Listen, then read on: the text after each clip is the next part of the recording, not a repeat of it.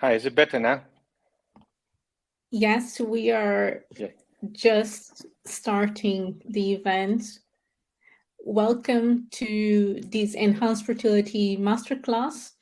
This is brought to you by the Enhanced Fertility app. And today we're talking with Dr. Elias Tsakos, Medical Director of EmbryoClinic, and we're talking about fertility myths and science. And my name is Andrea Trigo. I am your webinar host, but also the founder of Enhanced Fertility. The reality is that I've faced my own fertility problems, but I'm not alone. There's about 1 in 6 couples all over the world that are infertile. And to these couples, it takes them a long time to get their baby. It takes them on average 7 years, which is a long time. And we found that this time is split up into an average of 3.2 years to get a diagnosis, 1.6 years to access a specialist, and a further 2.2 years to complete fertility treatment. So we here at Enhanced Fertility, we are here to change that because we think this is way too much time.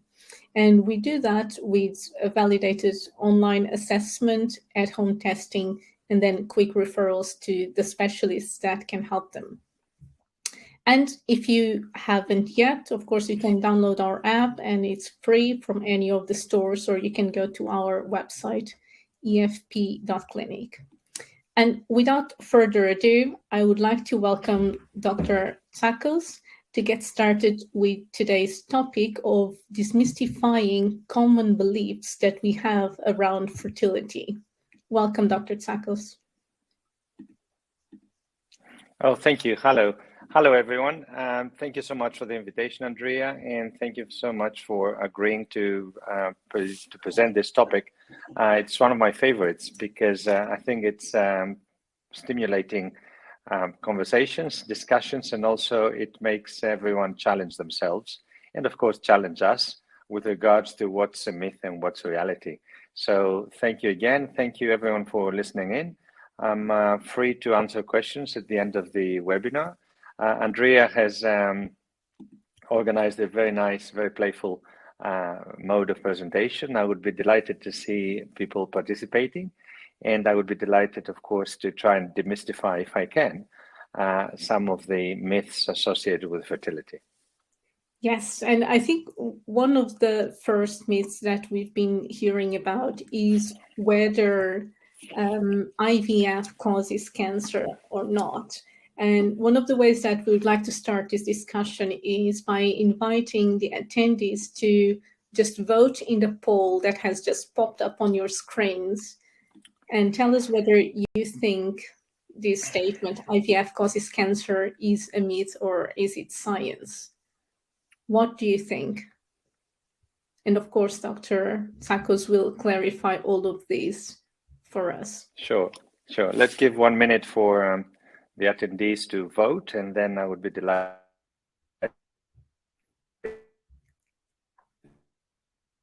to hear about the subject. So do we have any answers? I can't see them. I'm on my mobile device, so I can't see any answers. Oh, yes, I will tell you. I'll tell you. So I'm going to end the poll now because it's a pretty unanimous response and it's a myth. Can you tell us, is it a myth?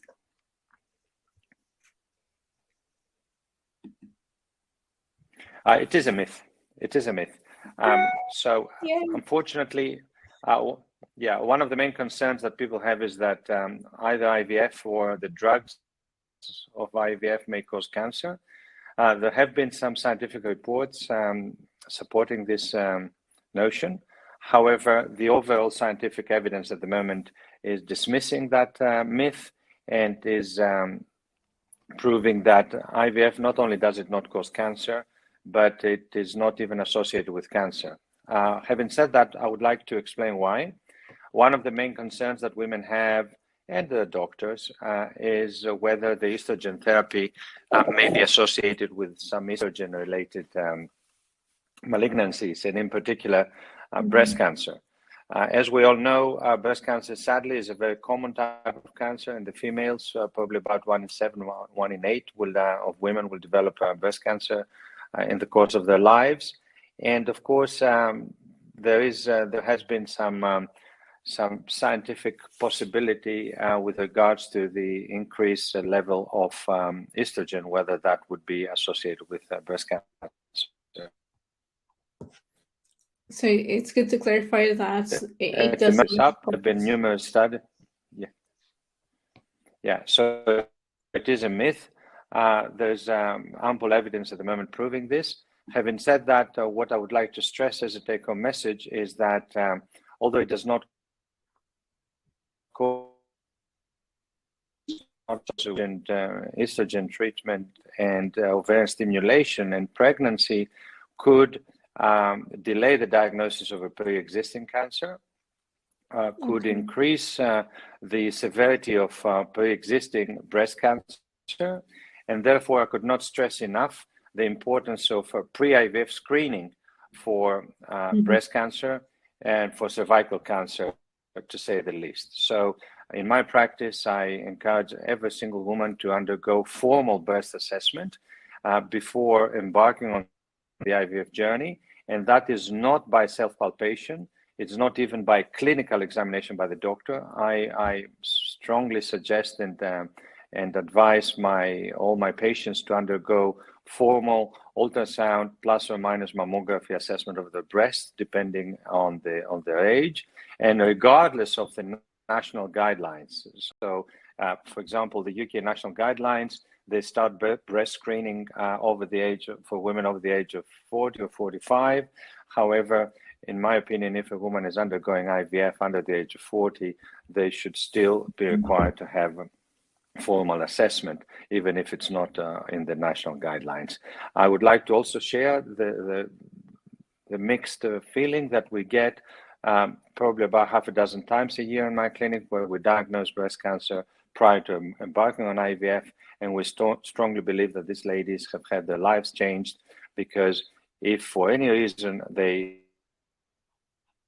that was not diagnosed, it would have missed diagnosis for a couple of years during the pregnancy and during the breastfeeding period. So although IVF is not associated or does not cause cancer, according to the evidence at the moment, we strongly suggest full assessment for breast cancer and cervical cancer prior to IVF. I think that is such good advice. And Dr. Tsakos, I'm going to move to the next statement. And the next statement has to do with female fertility that starts declining at the age of 35. Sure. I would like to see the poll on this, and it's a very tricky question, so think hard and please give us your votes. Is it a myth or is it a fact? Does it decrease the fertility from the age of the female age of 35 onwards? Does it start to decrease then or not? It's a little bit of a tricky question, so give us your answers, please. A myth or science? Let's figure out. And I think it always takes... Is it a myth or is it a fact? A fact, yes. So we have some answers already.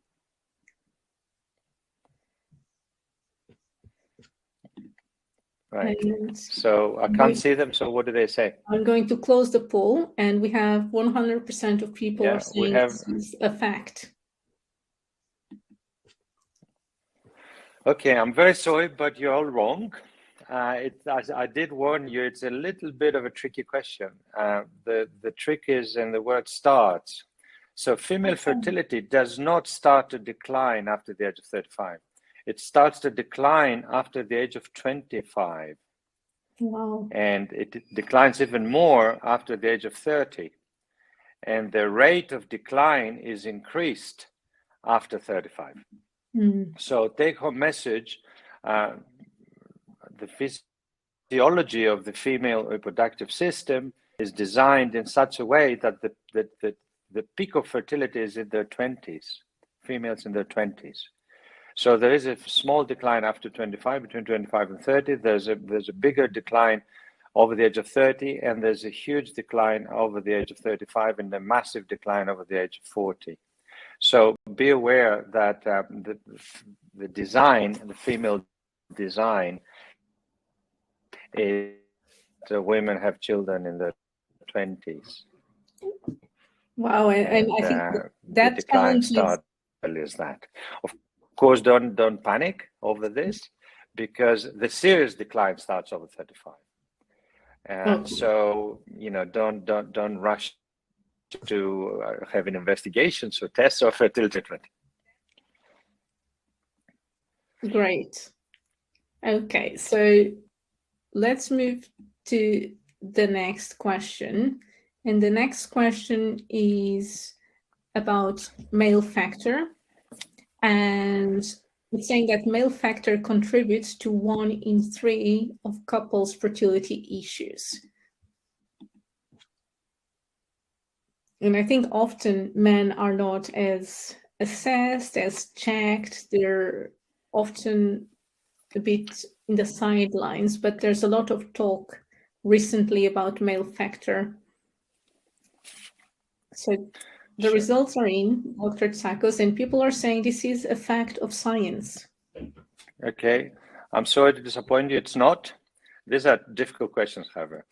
Male factor contributes to as high as 50%, 1 in 2 of couples, either as a sole factor or as a combined factor. So male factor could be as high as 50%. So as a rule of thumb, 50% men, 50% of women on average. So that's a huge component. And of course, as Andrea very correctly said, and I fully agree with that, unfortunately, this has not attracted a lot of attention. And men are very, very less often investigated prior to embarking on fertility journeys. And, it is common for, at least in Europe, but it is also in the UK, it is pretty common for a female to have a fertility check if they're single or if they're unmarried or if they have had no children from the age of 30, 35. They may have had a fertility checkup.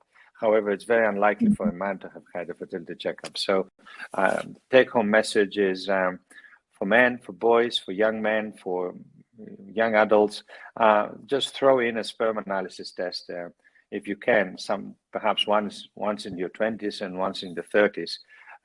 That might give you some feedback with regards to your fertility future.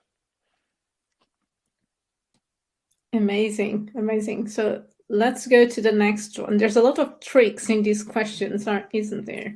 They're not easy, Andrea, because you asked me to design them for fertility professionals, and you also challenged me to make them a little bit tricky, so that the take-home message requires more attention and, of course, acquires more value. So, you're 50% responsible for the tricky questions.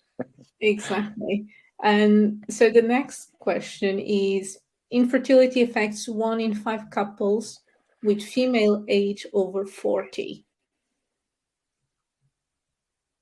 And that's an interesting statement as well. So let's see if it's a myth or if it's a fact of science. And I would say, if for all attendees that are here that are healthcare professionals, this webinar counts towards your CPD.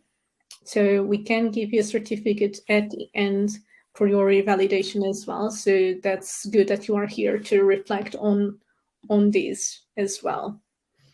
So we don't have votes for this one. So I think people are a bit afraid to vote on this one. Sure, I will give you some hints. The hint is that infertility affects 1 in 6 couples overall. I think most people know that. So if it affects 1 in 6 couples overall, does it affect 1 in 5 couples over the age of 40? It sounds a little bit of logical. So it's more common for the over 40 couples than it is for the overall couples. So it is logical. So it could be true, but it's not true. It's a myth. Yes. And actually, congratulations to the voters for the myth. It is a myth, and the fact is that it affects as high as 1 in 3 couples over the age of 40. So take-home message is that the age of 40 is perhaps considered across the board as an advanced reproductive age, and the chance of being affected by fertility if the female is over 40 is pretty high. Okay. So let's move on to the next. And the next says that fertility treatment and IVFs are commonly associated with twin pregnancy. So let me start this poll as well. And I think there's also a trick here as well. But let's see. And I think lots of people in the population would usually think that there's a lot of twins in IVF, but let's see. Okay, that was correct. That's an easy one. That was an old misconception that fertility and IVF are associated with twin pregnancy or even triplet pregnancies. That's because maybe 20 or 30 years ago, when we didn't have all this inside information, we didn't have all the science, we didn't have the technology, we didn't have the evidence, the knowledge, if you like. We used to overstimulate women. We used to transfer embryos of high number, 2, 3, 4 sometimes. And therefore, in the past, it may have been associated with multiple pregnancies. Actually, in the early 90s, it was even considered maybe a success, or it would hit national news if there was triplets or quads born by fertility or IVF. Now we understand over the last 20 years or so, we have realized that twin pregnancy is a complication of IVF treatment. We try to avoid that if we can. And certainly in many countries, there's legislation forbidding IVF specialists to implant more than 2 embryos. Most of the societies, most of our societies are very much supporting the single embryo transfers and so forth. So yes, it is not associated, although the chance of twin pregnancy overall is higher than it is in nature. In nature, the chance of IVF pregnancy is about 1%. In IVF, maybe it is about 10 to 15%, depending on the setting. We're trying to make that lower even. So it's not always, no, it's not associated with twin pregnancy, and this is a thing of the past. So very correctly, it's a myth. Amazing. So the next statement is IVF is commonly the only or the most successful form of fertility treatment. And I think, again, this is something that a lot of people will usually believe, that fertility treatment equals IVF.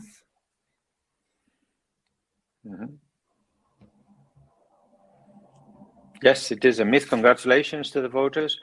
Absolutely, it is a myth. I mean, fertility assessment and fertility management is a range of approaches, and that could be medical approaches, could be holistic approaches, and so forth.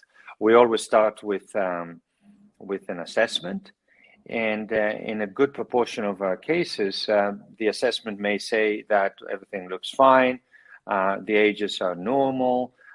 Perhaps the time has not been long enough for natural conception, and so forth. So many times we may encourage the couple to continue their efforts for a bit longer before they embark on any sort of fertility intervention. And of course, if in some cases also there's a subgroup of patients, quite an important subgroup, in which there's a need for surgical intervention for the female. So if there's any surgical factors affecting the female reproductive tract,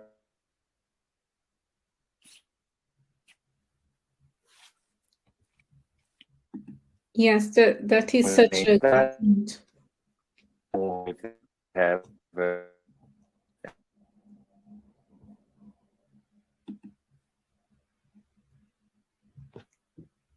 Yes, I think I stopped hearing you, Dr. Tsakos.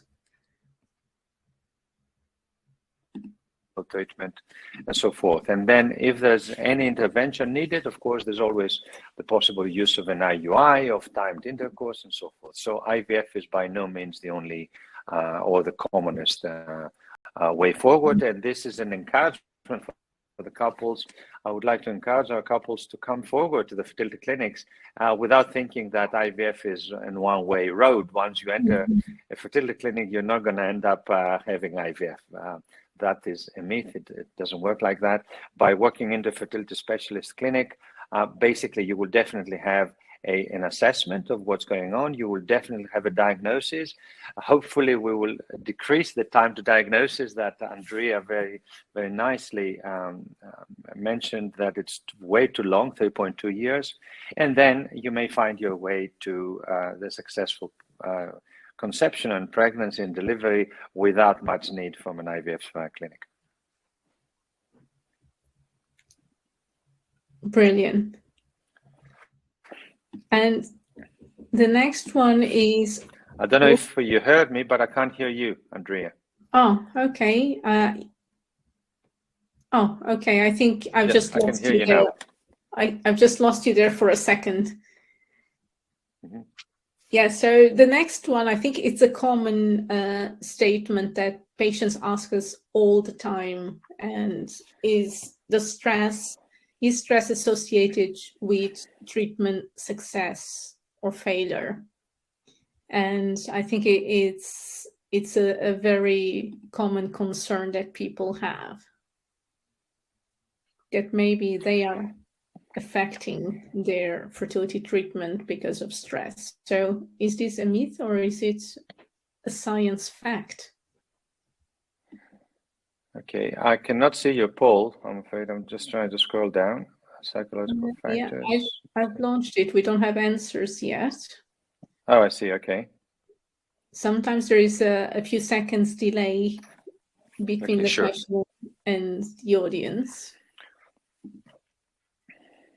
But I would encourage the audience to vote. Is stress associated with fertility treatment success? Is this a myth or is it science? Okay, I think the results are in, and people say it's a myth. Okay, that was also a very difficult and tricky question. It's not a myth, it's science. So stress, yes, stress can be associated with failure of fertility treatment and IVF failure through various mechanisms, which I'm not going to of course,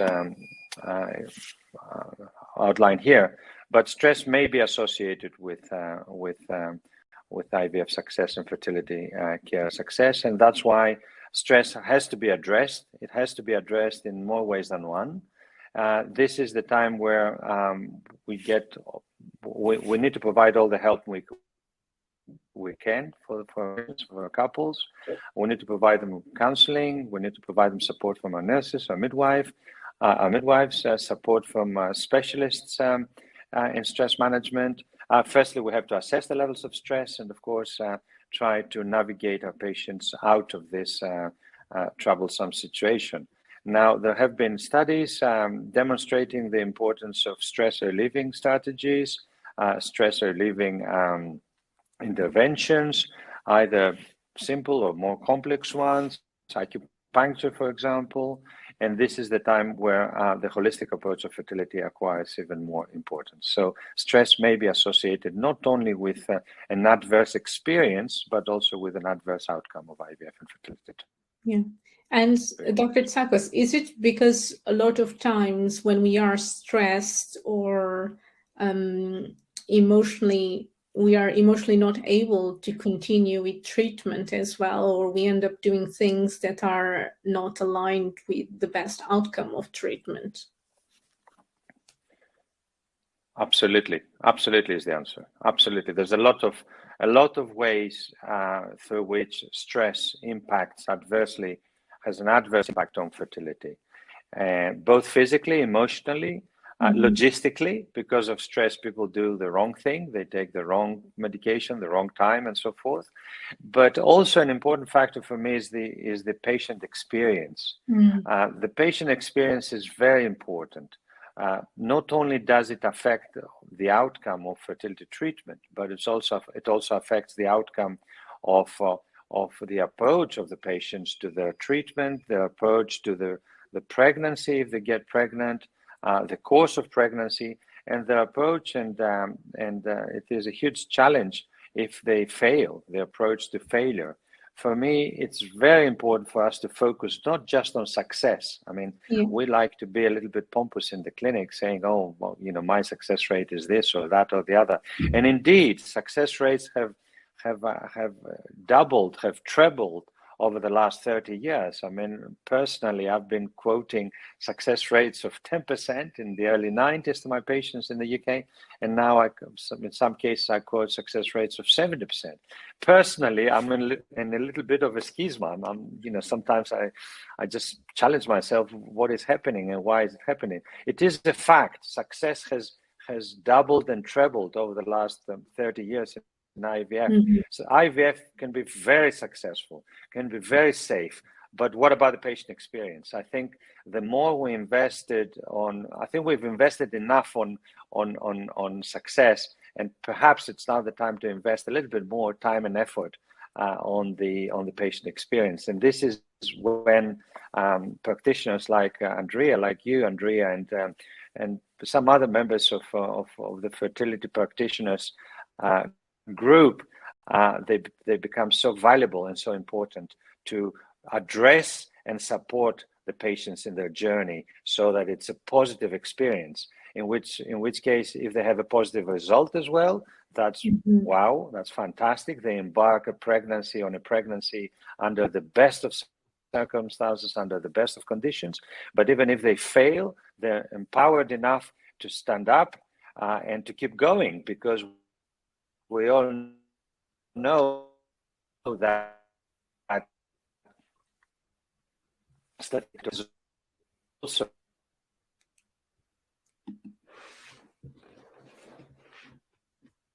yes.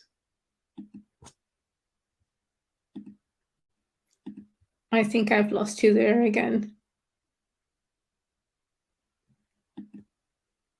Hi, Dr. Tsakos, can you hear me? I can hear you now, yes. Yes, I think sometimes there's a bit of a disconnect between UK and Greece.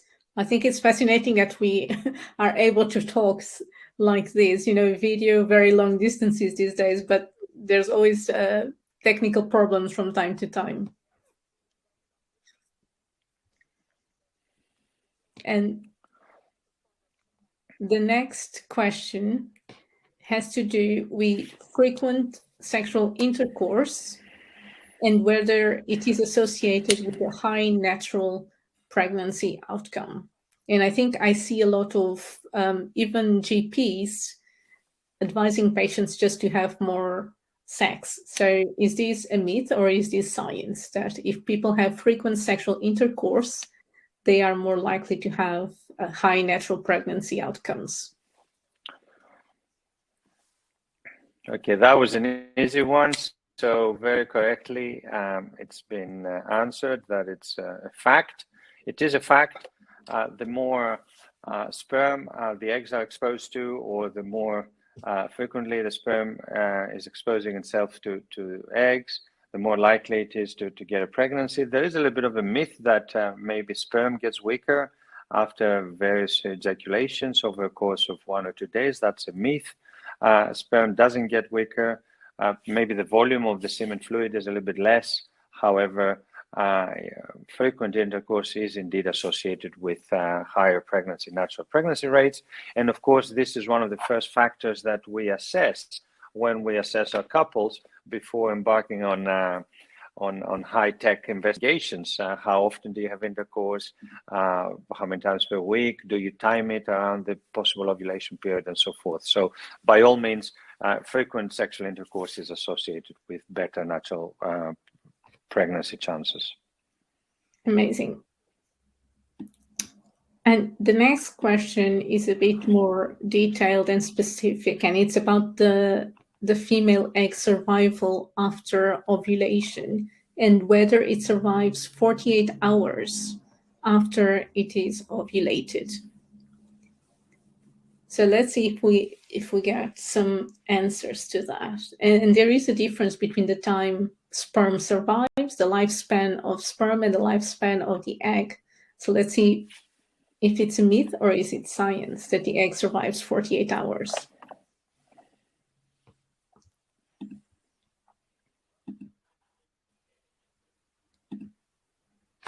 Okay, the results are in.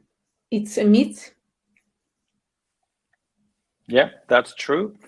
So congratulations. It is a myth. Egg sadly only survives for anything between 12 and 24 hours. So it doesn't survive very long. On the other hand, sperm can be more robust and can survive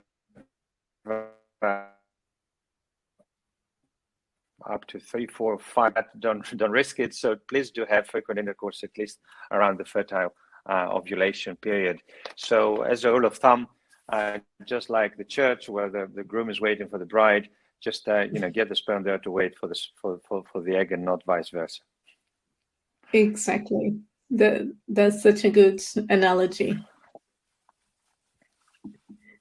And the next one is, again, a very detailed question about sperm morphology. And is this one of the most important factors that can hinder conception? So there are several sperm parameters that we check in a normal sperm analysis. So is this sperm morphology the one that is most important, one of the most important factors? And the results are in, and science. I guess that was it. Yeah. Science, yes, it is science. It is a fact. And that was an easy one. So basically, morphology is the way, it's all Greek word. It's the way the sperm looks under the microscope, the shape, the size, the way it looks under the microscope. That is what morphology refers to. And it is very important because if it's an abnormal sperm, if it's an abnormal looking sperm, then the chance of fertilization is pretty low. Now, I would like to give a figure. I don't like to give figures to generally, but because we have some professionals here, there has been a change over the last 10 years. There has been a change in the way that we assess morphology. And I would like to stress here that normal sperm of over 4% is considered normal. So only a very small proportion of sperms have normal morphology, and that's fine. That's not a problem. If the normal morphology is under 4%, that is a bit of an issue. So please don't be alarmed if you're told that your sperm is only normal at, say, 5 or 6 or 10%. This is normal. So only a small percentage of your sperm needs to be morphologically normal in order for the sperm to be fine. And of course, another very important parameter is the motility. And so it's not just the way it looks, it's how fast it goes and how normal it moves forward. So again, think of a car. Not only does it have to be shiny and undented, but it has to move pretty fast as well on a straight line. Yes. So these are my tips for normal sperm. That is, and those are great tips. And the next one, again, natural killer cells, and I think we get asked this by patients quite a lot. In the statement is whether natural killer cells are dangerous or not. So let's see if we have any answers to this poll.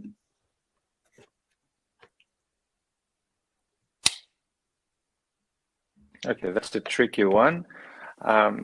We don't have any answers. I understand your difficulty to answer this. I mean, basically, there's the natural killer cell is a disputed diagnosis, and of course, a disputed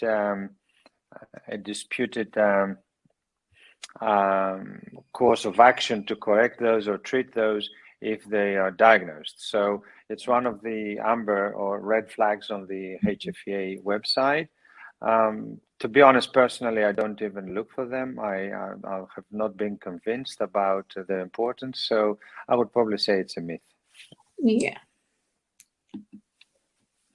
And I think the DNA fragmentation, and again, this is an interesting question that some patients will ask us. And do we need to have a DNA fragmentation? Is it necessary for IVF to be successful?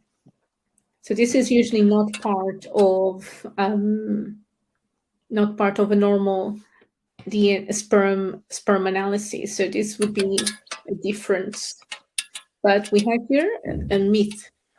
Yeah, it is a myth. I mean, basically, as a general 30-second piece of knowledge, DNA fragmentation is relevant if we have poor sperm quality. With a normal sperm sample, it is very unlikely that DNA fragmentation will be present, abnormal DNA fragmentation would be present. So again, in my practice, I don't really see very much point in throwing in an expensive test. It may cost up to £500 or £800 when the semen analysis is normal. If the semen analysis is abnormal, then the chance of having abnormal DNA fragmentation is pretty high. However, the relevance with IVF is again disputed, because if the semen analysis is abnormal, we invariably perform ICSI, and there's no connection between abnormal DNA fragmentation and ICSI success, or ICSI fertilization success, if you like. So again, it may not be necessary. So overall, I think it's a number or read on the HFA website, and it's on my list as well. It's amber or red. There are very, very few cases in which, in my opinion, it may be worth performing this.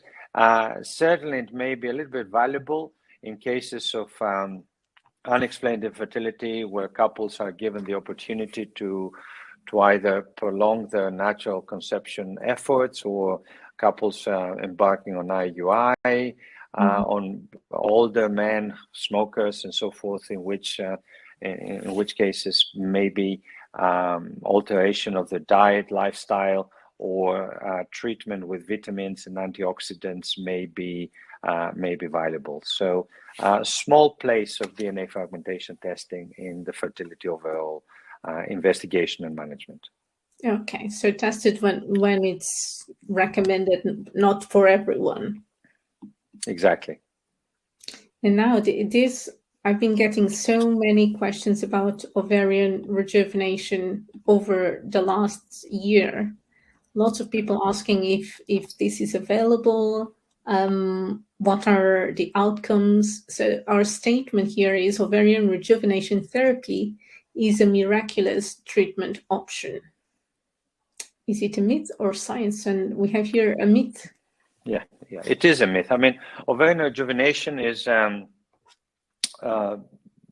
theory behind this is that if we inject some sort of stimulant substance into an aged ovary or into an inactive ovary, we may be able to promote follicular growth, which may produce a better ovulation or a better number and quality of oocytes retrieved through IVF.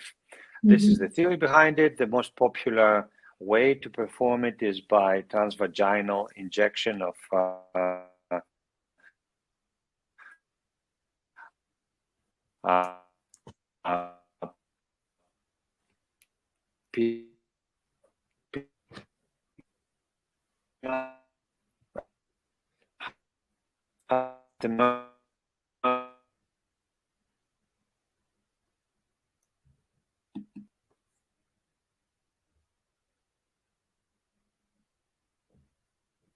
Yes, I think I stopped hearing you.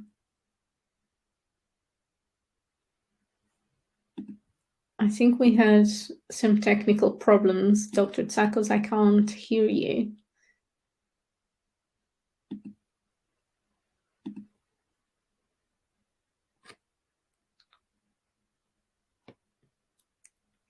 Let's see if Dr. Tsakos can join us again.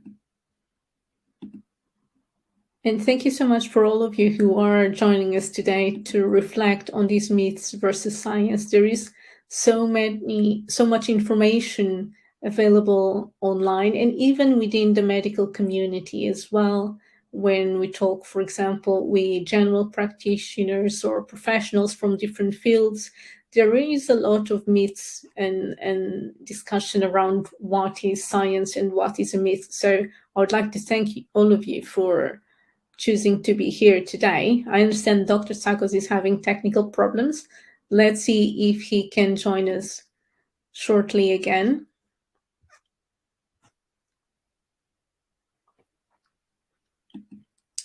And in the meantime, I will start maybe the next poll, which is around unexplained infertility is not a common diagnosis.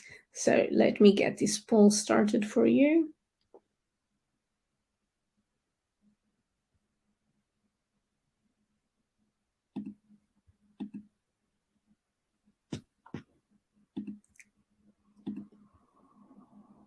And it's a very interesting one because lots of people I find are being diagnosed with unexplained infertility.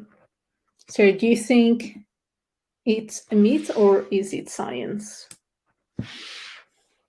And Dr. Tsakos, I think you must have been having internet problems.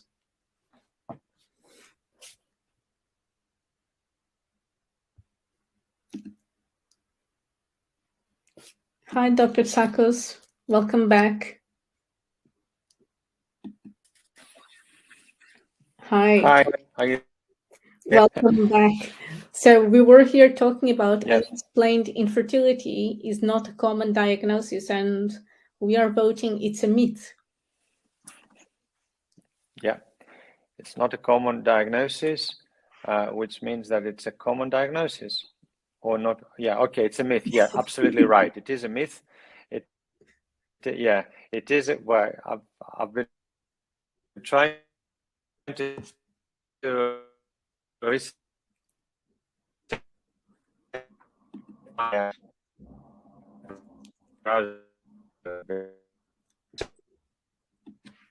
I think the internet is failing. I can hear the internet breaking up quite a lot.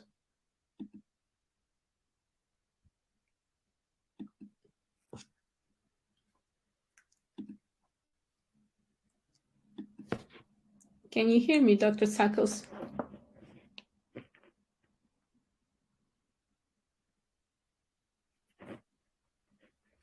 Hello? Oh, I think the internet is being problematic. Let's see if Dr. Tsakos joins us. And in the meantime, let's go to the next myth, which is around dietary changes are overrated when it comes to improving our fertility health. So let's talk a bit about diet. And are these overrated or are they important for our fertility health?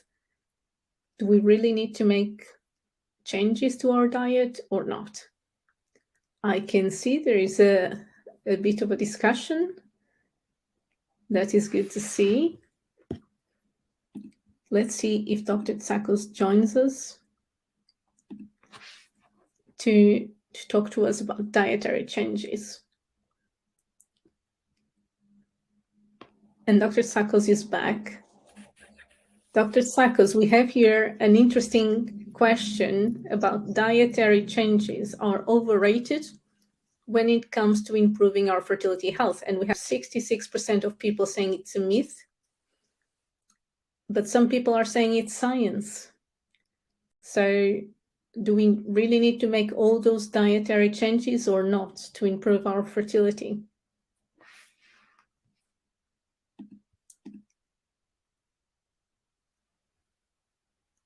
Hello, Dr. Tsakos.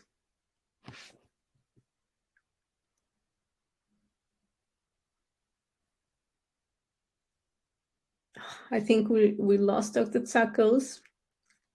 My gut feeling is telling me that there is some science in the link to nutrition and our fertility health. And I recall a very interesting study that came from Harvard Nursing School that identified what foods and what things were really important for people who were trying to conceive.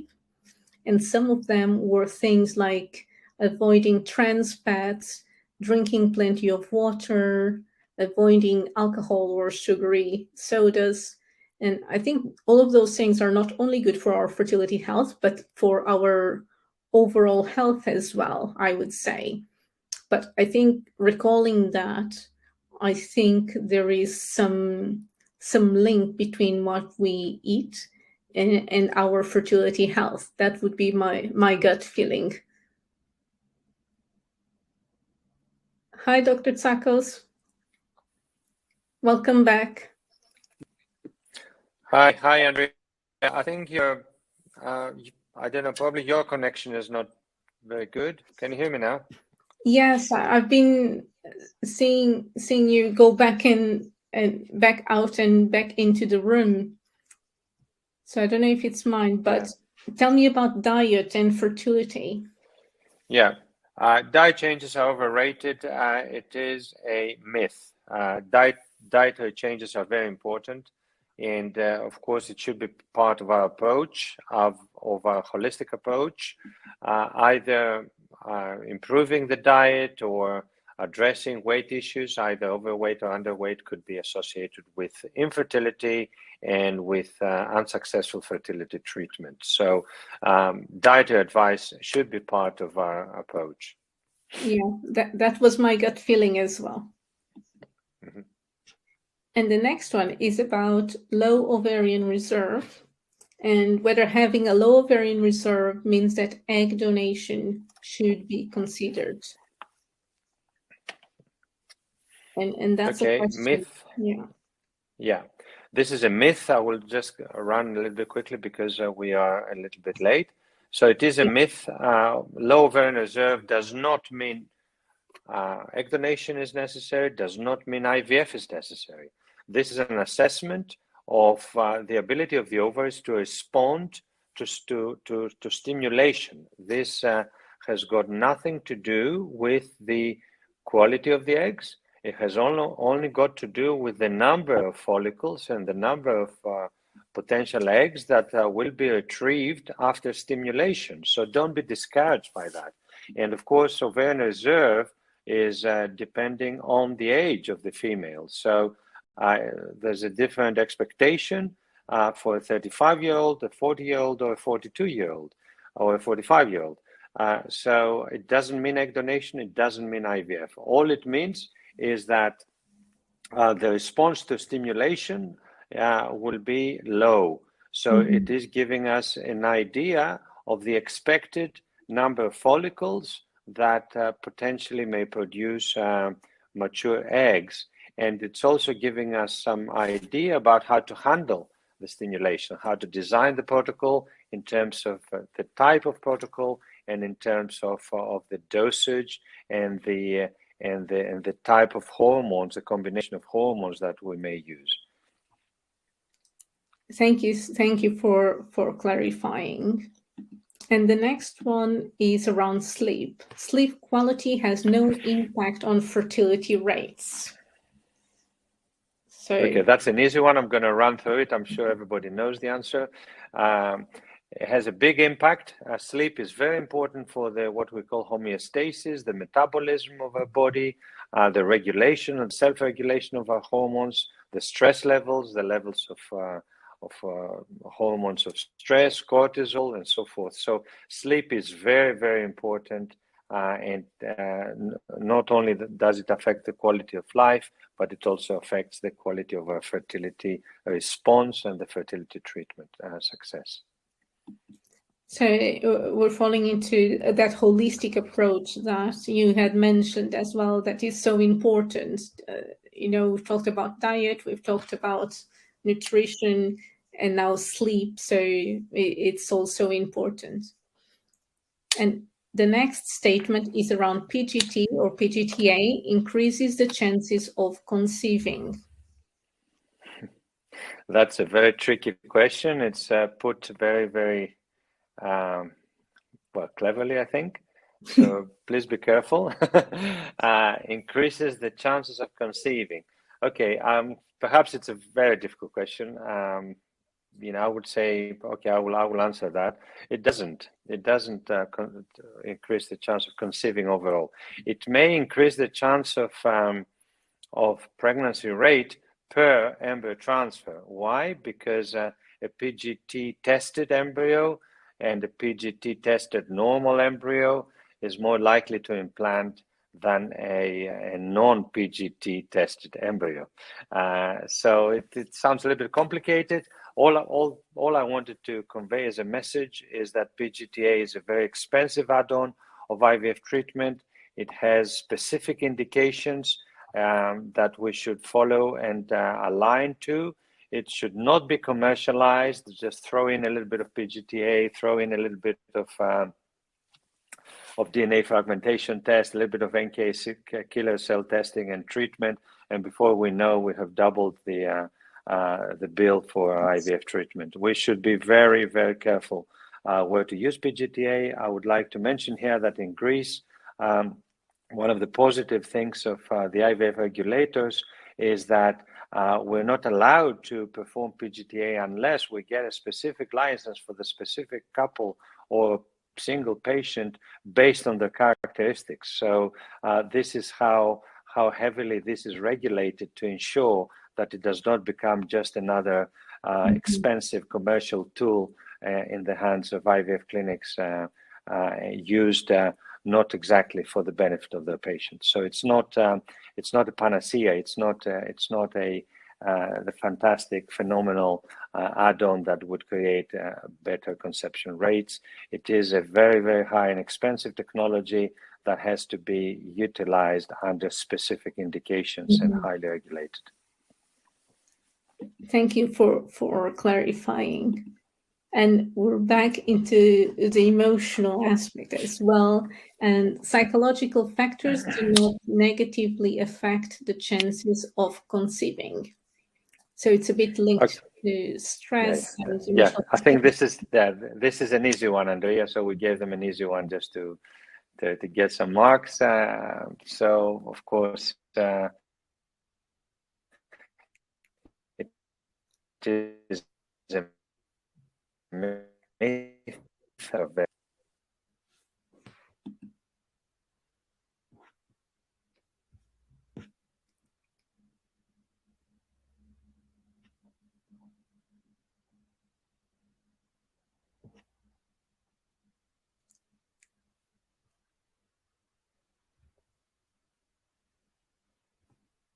And I think we've lost Dr. Tsakos again. I can't hear him, but he was saying that it is a myth. And I think we had discussed it a bit as well in our, when we were talking about the stress and how stress affects fertility as well, or fertility outcomes. And I think the next one, and we're almost getting to an end. So the next one is around cancer treatments and whether cancer treatments makes it impossible to have viable sperm. So if a man has cancer treatment, does that mean that he won't have viable sperm after to have babies? So let's see if Dr. Tsakos can come back.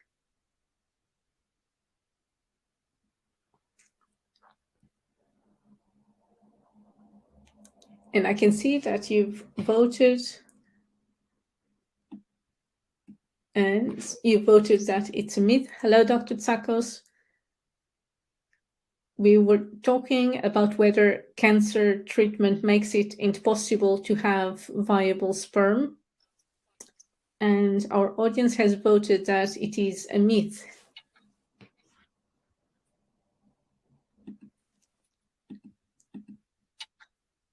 Is it a myth?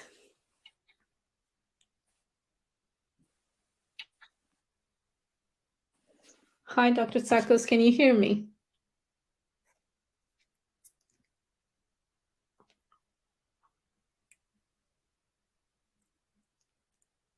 Hello?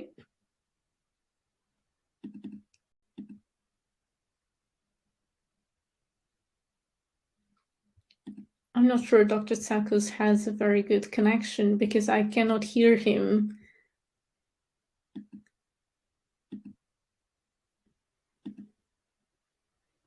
So cancer treatment makes it impossible to have viable sperm. That is not necessarily the case in all situations. Sometimes they might be able to collect sperm directly from the testicles as well. So it just makes it more difficult, but not necessarily completely impossible. I would say that every case is a case and needs to be assessed by a specialist, urologist, andrologist who would be able to do a full assessment and check if the man does have viable sperm. So I think you got it right. And with this, we're getting to the end of this webinar. And again, I'd like to thank you all for joining us. And again, if there's any fertility nurses, doctors, specialists here that would like a certificate for your revalidation, you will receive an email tomorrow with a replay, and you will also receive an email with your certificate as well. You can also email me at any point, and I will be more than happy to help you with any of these fertility myths or with any of these fertility fact science, and to give you your certificate as well. Dr. Elias, we were just coming to an end. I think we're having some technical problems. I lost you for a few seconds there. Okay, I'm back now. You're back now. I think you have the last question, which is cancer my favorite one. So yeah. And people voted that it was a myth. To have. Yeah, it is a myth because firstly we have the advent of sperm freezing and storage, and secondly we have the technology of IVF to make us utilize that sperm and produce children. However, even chemotherapy may have, although it may have a huge impact on sperm quality, now there's different approaches and different ways to make sure that we sustain viable sperm even in vivo, not just in vitro. Here, I would like to mention that cancer treatment used to be detrimental for female fertility as well, but now with fertility preservation techniques, we are able to save reproductive cells either.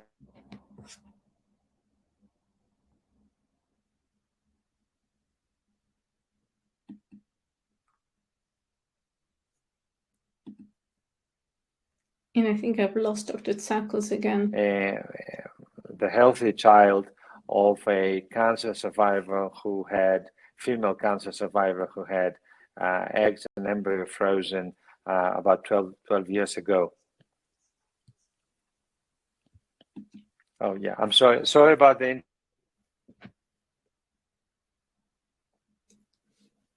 I think the internet is being so patchy, and sometimes we just cannot control the technical problems.